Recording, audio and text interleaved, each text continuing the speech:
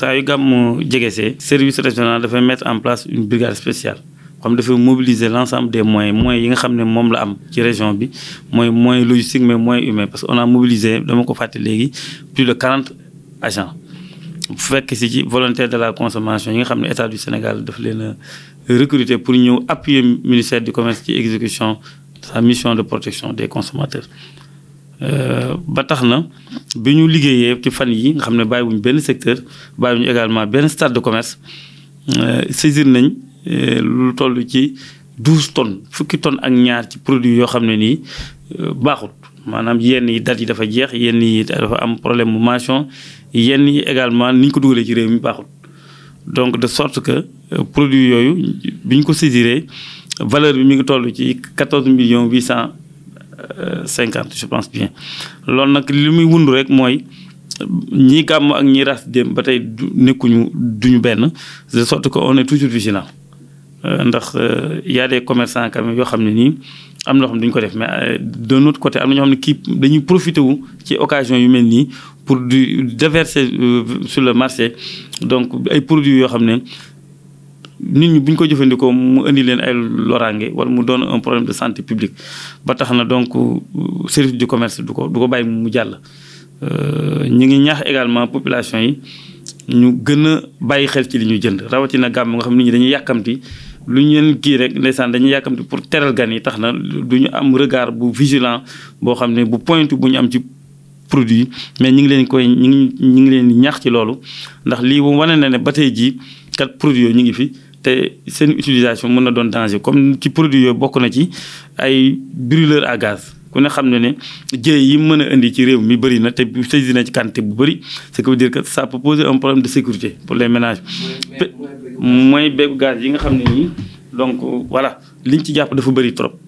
te ku ne gàmmat waaw contrefaçon la te ku wax contrefaçon mooy wane ne ça expose à les ménages donc am na aussi ay peinture d'une valeur lu mat valeur 3 millions et quelques yoo xam ne saisir nañ ko ci peinture yoo xam ne dafa périmé méngoowut ak yoon loolu ku ne xam ne ne day indil consommateurs yi ménage problème de santé ndax dañ koy noyyi ñaareel bi également mu ni problème de sécurité yoo xam ne yëpp day indi ci ak bâtiment yi fan yi li ñu ciy wax yëpp surtout que daal service du commerce mi ngi fi dëgg la am na mission de protection du pouvoir d'achat du consommateur am na mission aussi fexe ba approvisionnement bi normal mais am na mission protéger consommateur bi ci li muy jëfandikoo fexe ba du ko lor rawatina ci gàmm gi nga xam ne nii événement d'envergure internationale la. Le service régional du commerce de Thiès a mis en place une brigade spéciale composée donc de tous les éléments de la région. Donc c'est un dispositif logistique et humain impressionnant avec la participation remarquée donc des volontaires de la consommation. Après une semaine de brigade qu'on a effectuée effectivement sur le terrain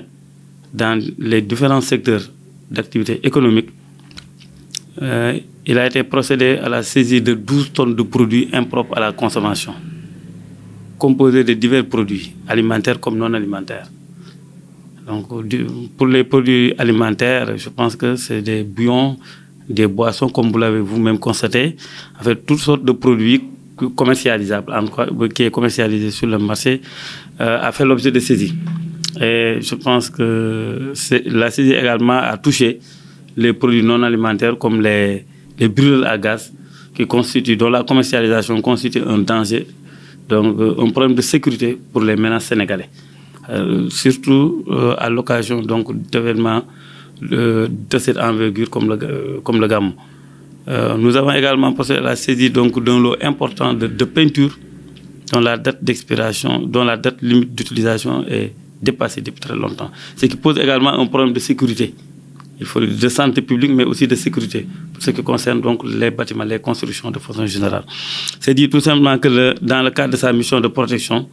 de la santé du consommateur, le service régional du commerce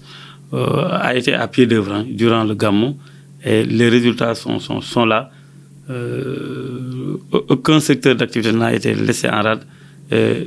aucun circuit de distribution également, et aucun stade aussi n'a été laissé en rade, qu'il s'agisse du gros, du demi-gros et du détail. Et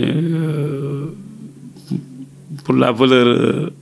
la contre-valeur, elle est estimée à plus de 14 millions. 14 850 000. Donc,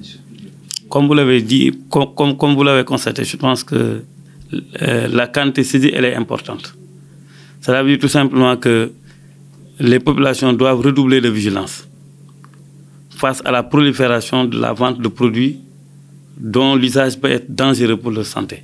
Nous leur demandons évidemment d'être vigilants, d'être aussi, de jouer un rôle, le rôle citoyen de dénonciation, qui leur permettrait quand même de saisir les services compétents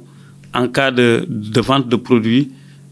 impropres à la consommation. Surtout, nous leur demandons d'être vigilants, surtout à l'occasion du Gamou où les gens sont généralement donc, pressés, entre guillemets, pour ne pas accorder une certaine vigilance, une certaine rigueur, donc évidemment dans le constat, ou en tout cas des irrégularités notées sur la vente des produits qui leur est offert. Je pense que c'est extrêmement important. À l'endroit également des associations de consommateurs, nous leur exhortons à jouer davantage le rôle de veille, mais également d'éveil des populations pour que donc la prolifération des produits ne puisse pas constituer un problème de santé publique.